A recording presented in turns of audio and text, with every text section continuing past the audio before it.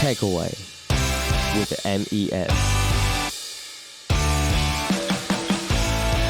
This series follows a group of students and industry experts as they join forces to create a flying taxi, or eVTOL.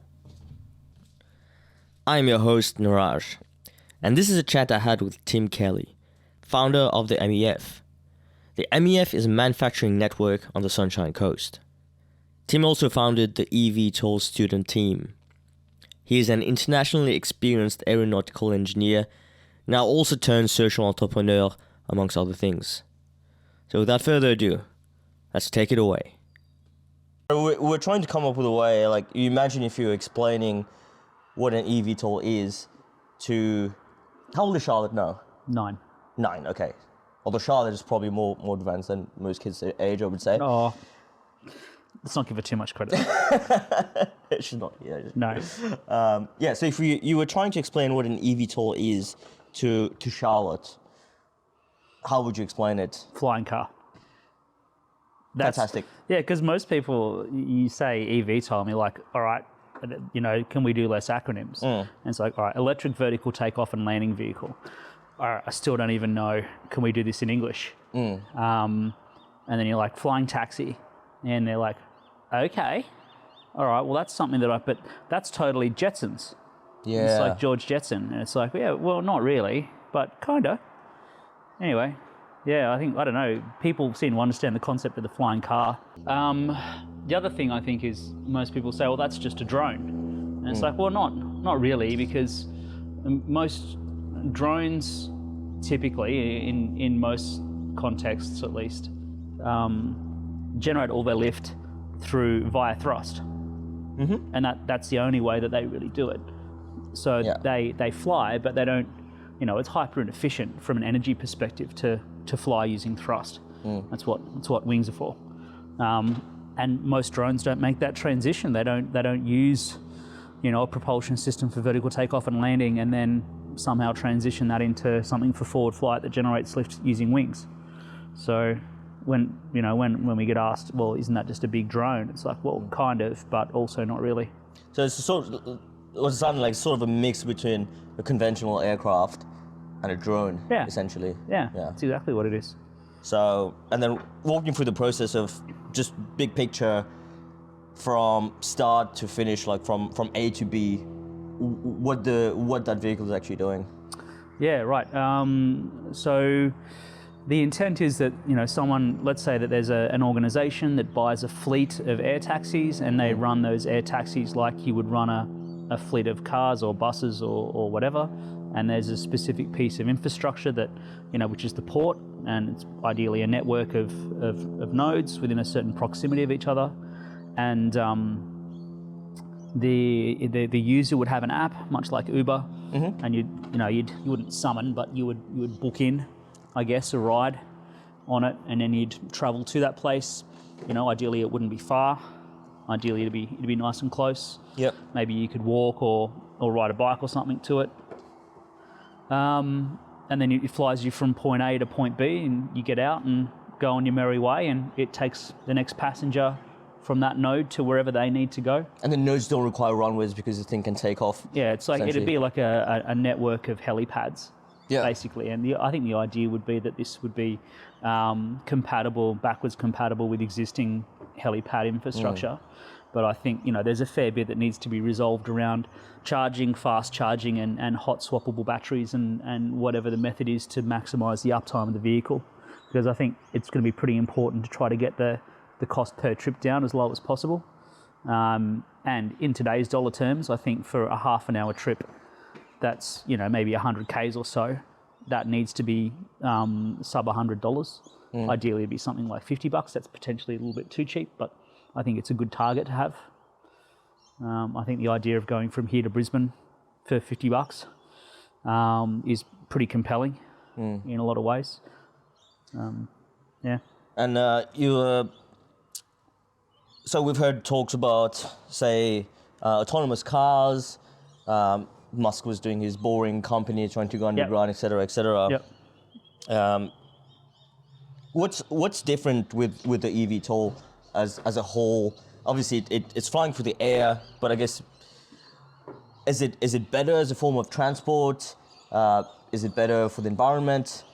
Is it part of the same thing, part of the same infrastructure? I think it's significantly better than what cars are for the moment in terms of contribution to emissions, obviously, because it's electric. I think that also it's probably going to be better than even what EV cars would be, considering it needs significantly less infrastructure to manage. The autopilot piece is, again, simpler and more proven for aircraft than road vehicles are. I mean, dealing with the plethora of other human-controlled vehicles and pedestrians and the complexity of road networks. Even though for an aircraft, there's a whole, there's a third axis involved. It's you're literally like adding another dimension, etc. Yeah, and in a lot of ways, you could almost say that there's another three, because for a car, there's the X and Y, and also rotation about Z. Yep. Because Z, which is your up down. Yeah. Yep. Right. And then for an aircraft, of course, you've got all 6 degrees of freedom that you now need to manage. Yeah. I think so from an infrastructure perspective, and especially from an artificial intelligence perspective, I think probably the air taxis or eVTOLs are simpler. I think the really, really hard part about it is the safety aspect in terms of fail safes and catastrophic events. So if you compare, even from what I understand, autonomous electric vehicles now, if everybody converted over today, that's going to be significantly safer than having people behind the wheel for the most part. So there'd already be less lives lost through that transition if it was possible to make it, which it's not. I think if you then compare that to a fleet of eVTOLs, even if we got the failure rate down to 1 times 10 to the minus 9 failures, which is 1 in a billion. Yeah, 1 in a billion, something like Very that. Small. That's per trip, and there's going to be a lot of trips. And every now and again, there's going to be something that doesn't go right. Even if you've got, ridiculously high levels of safety built into it. And that's where probably parachutes that are coupled to, a pyrotechnic charge or something like that, like a lot of what goes on in a lot of general aviation these days. Yeah. You're talking about those parachutes that they install on very light aircraft. Correct. Yep. Yeah. Ballistic parachutes, essentially. That's right. Yep. Yeah. One of the things I think about an aircraft that is fixed wing as well is that if there is, for whatever reason, a power outage, it still has the ability to be able to glide. True. Yep. Whereas a traditional drone, whereby all the lift is generated by the thrust, no thrust is no lift equals, and then you've got no control. Yeah. Whereas if you've got either altitude and or forward airspeed, then generally speaking, you can do something. Same as with a helicopter. I mean, they'll auto rotate and flare out when they get to the ground. But the fact that they've got altitude and they've got a rotor that's turning. Yep. They can auto gyrate and that's right. Kind of glide down to earth. Yep. Yeah. So I think that trying to find good alternatives for those 1 in a billion cases is still going to be really important, because for a car, those 1 in a billion cases will still happen, but they're just often less critical. A brake failure, whilst it could be catastrophic, could still, potentially not mean death of occupant, because, there's not an altitude involved. The speeds are generally sub 100 kilometres an hour, whereas for this, we're talking ideally, over 250 kilometres an hour.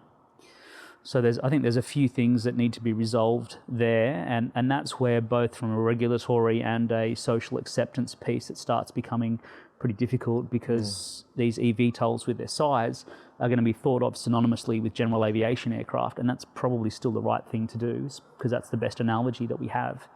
But I think it's a little bit like comparing a very mature technology like internal combustion engines with electric vehicles, and the argument around EVs being worse for the environment somehow because battery technology in terms of recycling isn't at a good level yet.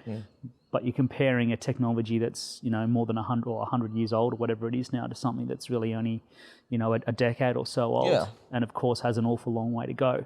And I think it would really be a similar thing for eVTOLs and air taxis. Once you get adoption at scale, the progression of that technology in the areas where it's potentially not as strong as it could be would be pretty swift. Yeah. So what you're saying that with previous technologies like your internal combustion engines, etc., you've had a long time to invest both expertise and resources how it's got to this level right now. But your EV industry is still at its infancy, really. Correct. And it's only by getting into it now that we're going to be able to reach that similar point at some point. Yep. Ideally, the business case for it would make itself, where there is increasing appetite for it. I think different countries will have different appetites for it. I mean, Australia being such a big country with a low population density, infrastructure for us is really expensive because we have to build a lot of infrastructure per kilometre per head of population relative to somewhere like the Netherlands, which is, the infrastructure per population is really low in comparison. They get really good return on their invested infrastructure. So something like eVTOLs probably wouldn't make as much sense over there in the Netherlands. Yeah. Like the train systems are great. They've got a great culture around cycling. They don't use a lot of cars anyway. And when they do, the infrastructure is generally really good. Whereas we're in a pretty different situation here. There's an awful lot of urban sprawl. People spend an inordinate amount of time stuck in traffic, or just traveling generally. And even just looking at our attempts to get high-speed rail up here onto the Sunshine Coast, it's been difficult. And even the high-speed rail is still only going to be, maybe 160 kilometres an hour or something like that, probably if we're lucky. And it's going to cost billions and billions, and 12, 20 billion dollars, something like that. And you still need the massive infrastructure for the rails. So, because last time you were mentioning something that I found really interesting that I didn't think about before, was that with regards to the environment, a lot of the costs associated with carbon emissions, a lot of the cost actually comes from the infrastructure rather than the actual vehicle emissions themselves. Yeah. I don't know if those numbers I gave were 100%, but I remember reading about it. I can't remember what it was exactly, but I mean, I know that concrete produces 8% of global CO2 emissions every year. Wow, yeah. Just by itself. Yeah. I don't know exactly what it is for asphalt and all that kind of stuff, but if you think about how much has to go into the building of infrastructure, the idea of having a set of nodes that are equipped to handle, vehicles like air taxis. The infrastructure cost of that is just fractions of a percent relative to the infrastructure you would need for rail or for road, especially if you start talking about boring. And don't get me wrong, the technology that Musk's brought is phenomenal between SpaceX and Tesla and Bohr and Co and Neuralink, and let's not talk about X because that's not going to work well for anybody. I was waiting for that one. Yeah. So I mean, it's not that it won't work. It's just all right. Well, but what's the cost? The cost per kilometre of that is insane. And for a city where it's really high density, especially for somewhere like Los Angeles, you probably wouldn't want heaps of air taxis flying around. It's probably not a great idea. I think for me, I would want to see air taxis used in the right environments as something that complements other forms of transport. So it shouldn't be a direct replacement for any of them. They all have their purposes, but I think that if you just continue investing in the one mode of transport over and over, you just get diminishing returns on it because it has its strengths and weaknesses. And air taxis, eVTOLs, will have their strengths and weaknesses too. And I think that they'll fill a pretty unique gap in what, particular mission profile, if you like, in terms of transportation. And it'll unload other forms of transportation. And it should do that in a way that is pretty low cost in terms of infrastructure and and like on a per ride basis. So I think when a lot of people think, oh, air taxis, this is the future, they think about, instead of everybody owning a car, they'll own an air taxi. And it's certainly in the short term, unless there's like, with the technology that we have and can see currently, for me, I don't really see that happening. I see it more as this network of helipad type nodes, and a relatively small number in the scheme of things of air taxis flying around. It's not really especially to begin with, it wouldn't be a mass transit. I remember back when we were still at HeliMods, we were talking, even back then, that was like 3 years or so ago. You were talking about eVTOLs then. Yep. When did that idea originate? Did you come out of the womb just your first word being eVTOL? Or? Yeah, sure. Yeah, 40 something years ago I was thinking about it.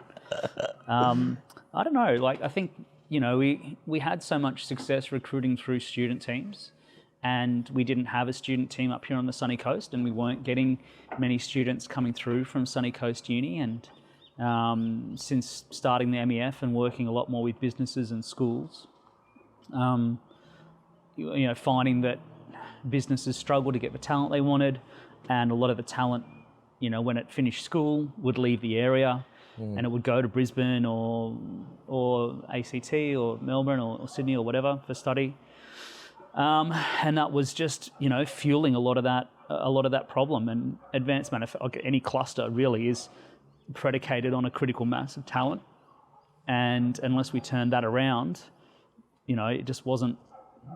We weren't really going to get there. We'd always be missing a pretty key ingredient. Yeah, well, the whole eVTOL thing. When did you start thinking about that? Yeah, I guess it does. What's the best way to answer that? So I mean, I started thinking about it probably about 3 years ago. And as an aeronautical engineer, and yourself included, it's probably something that we've all thought about at some point. I think what was different this time was specifically the student team aspect. Like the idea of going out and trying to raise capital against this idea as a commercial venture wasn't really. It's just not really it's not how I operate. I really wanted it to be something that had strong education, industry preparation elements to it.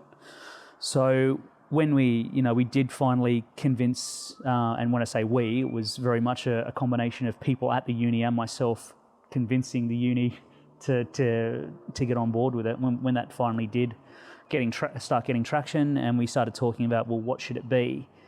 And we had a bit of a think about, well, what are the skill sets that we have? What's going to be compelling for the students? What's a problem that hasn't been solved yet? What is, and by not being solved yet, of course, that implies potential for large impact innovation, which is, I think, important. We don't want to be shooting for, let's make a new toothbrush. We wanted to be doing something that Although you could probably do with one. Thank you. Yeah, good. Yeah, right back at you.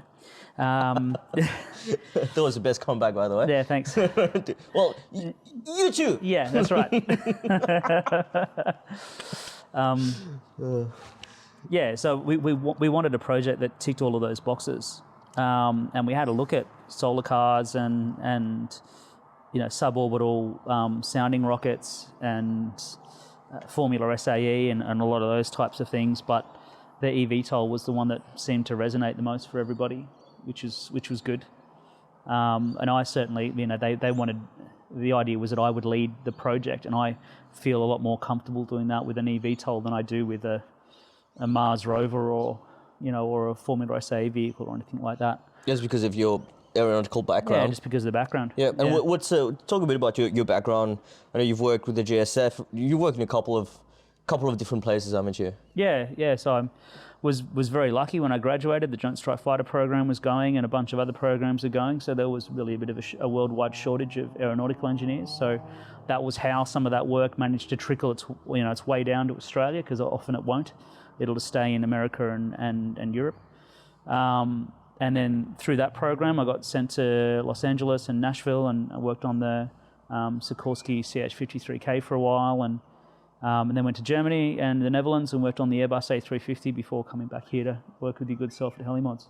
And then finished up there in mid-2020 and started the Manufacturing Excellence Forum, where we roped you in again successfully. Yeah, keep coming back. Glutton for punishment.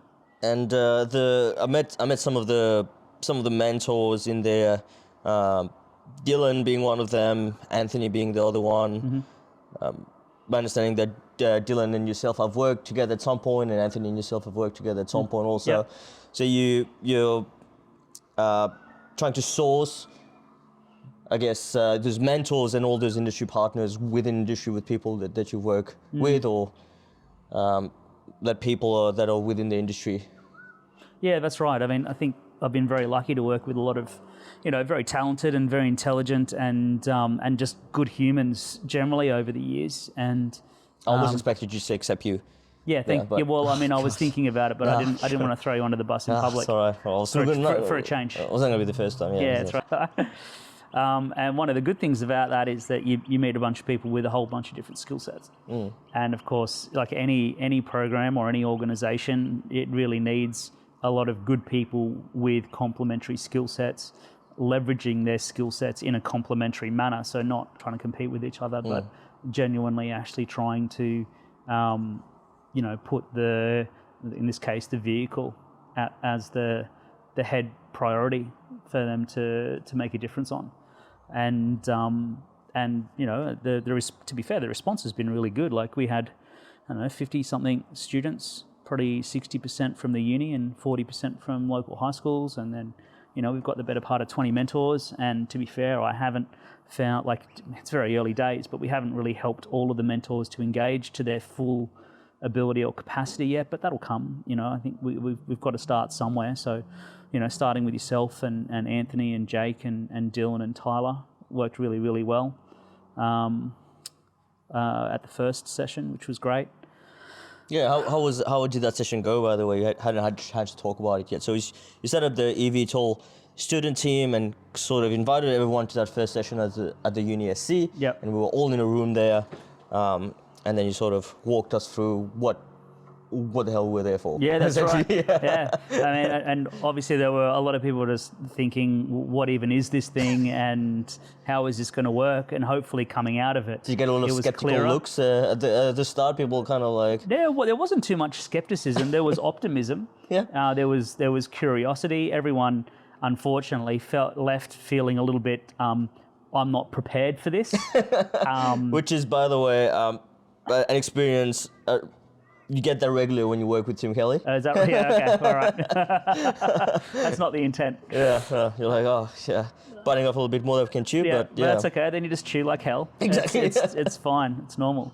And so a lot of the students were, they had eyes like saucers in the session, at least from what I could see. But speaking with a lot of them and their teachers or their parents or whatever after it, and they're like, it's not freaked them out isn't the right way to say it. They felt a little bit overwhelmed, but they were also really excited by it. And I think that's probably the right response. I think that means that on the most part, we probably got it, we probably hit it at the right level. Because if it was too gently, and they were like, well, is that it? Is that all there is? I didn't really want them being underwhelmed. Yeah. They need to have something to grow into. I did feel like they were at the right level of whelmed. Yeah, good. Having worked with you previously, I could see it in their faces. Good. Yeah. Good. Excellent. And obviously it's going to be, this is a 10-something year program. So for everybody that comes in subsequently, there will be all of this history now for them to be able to start digesting, and there'll be heaps of people that they can ask around, how does it work and what do I do now? And, I want to help with this thing. How would I do that?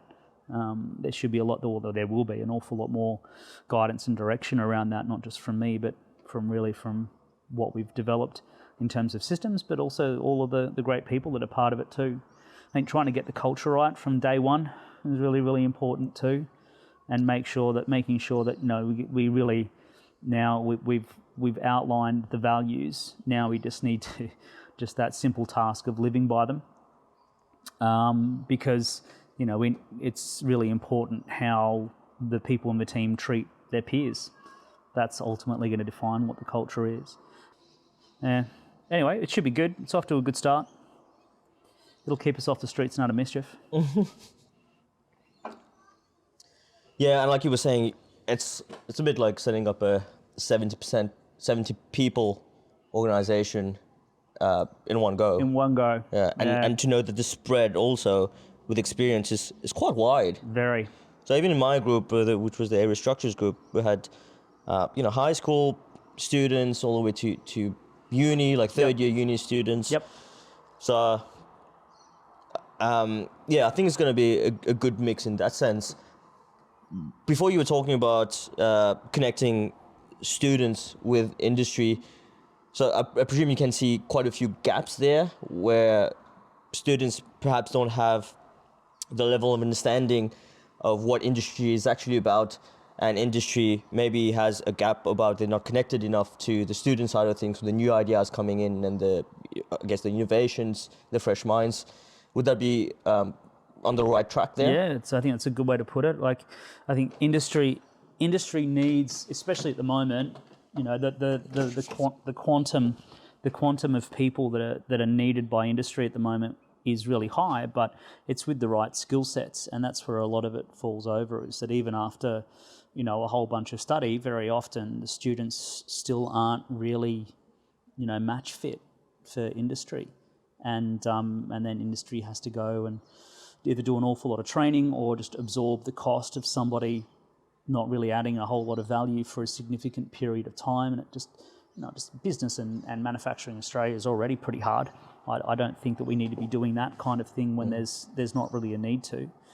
And it's really hard for education to stay contemporary because often the curriculum cycles are 7 years. And that's, sometimes that's optimistic in terms of the timeframes. So it's not like it's necessarily, I'm not casting the blame on anybody. I think one of the things that, we specifically wanted this student team to be is extracurricular, and there's been a lot of push to make it curricular. But then it's just, that's not the point. The complexity that adds is enormous. And again, it's a 7-year time frame to do that. And then you've got to start going through Education Queensland or whatever other, bureaucratic systems. And it's not meant to be, what we're doing at the moment, it's not really meant for the masses. It's meant for those, kids, students that want to go beyond themselves in a STEM domain and don't have an outlet for it currently. Look, if it becomes something that's for everybody in the future, then that's great. But we don't have the resources to manage that at the moment anyway. So just, we've got to start. We have to start small, really, no matter what. And it feels like the right way to do it. I think so. That's from an industry perspective, industry really sees it as a talent pipeline for them. And I hope, we've got maybe 10 or something companies engaged with it now, which is great. Through a lot of their engagement, they'll start working with students that they'll want to poach, and they should. That's the purpose of it. It's kind of like a protracted, low effort interview process where the risk at both sides is really low because you've had a chance to work together for an extended period. And especially if you've got, like some of the kids we've got, are in year 9, if they go and do a university degree and they stayed with a student team either full-time, like the entire time or on and off or whatever, but they'll come away with the better part of, 8 years of experience through that before they go into university. Or maybe they have 3 or 4 years and then they get an internship somewhere, like a permanent internship that goes along with a study, or maybe it's work integrated learning, or whatever the case might be. So I think there's an awful lot of potential there. And on the flip side of that, students and parents and educators and even career counsellors, especially in the STEM domain, they don't really have a good feeling for what industry actually needs at this point. And it makes it very difficult for them to start recommending how to do things.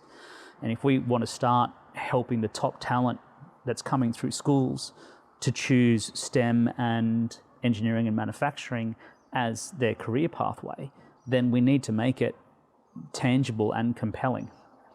And we're not doing that. We don't have good mechanisms for that currently. So this is meant to be a mechanism to help to not just educate the kids through the process, but to educate teachers and parents as much as the kids around this is what industry is actually doing and this is what industry actually wants, and these are the things that you would need to do in order to engage with that. So I don't know. I think I'm really, really positive about it. I think it's shaping up really nicely. Couldn't have really asked for it to be any better, to be honest. Yeah. Main takeaway is pleasantly surprised Yes. with the level of engagement. Yes. Very good. All right, Tim, thank you very much. Thank you. Well, this excellent podcast. Thanks, mate. And for the beer. Folks, this is all we have time for. If you got something out of this episode, please subscribe, share, and review. We are also always keen to hear your thoughts via the details in the description. And do keep an eye out for the next episode. Until then, upwards and onwards.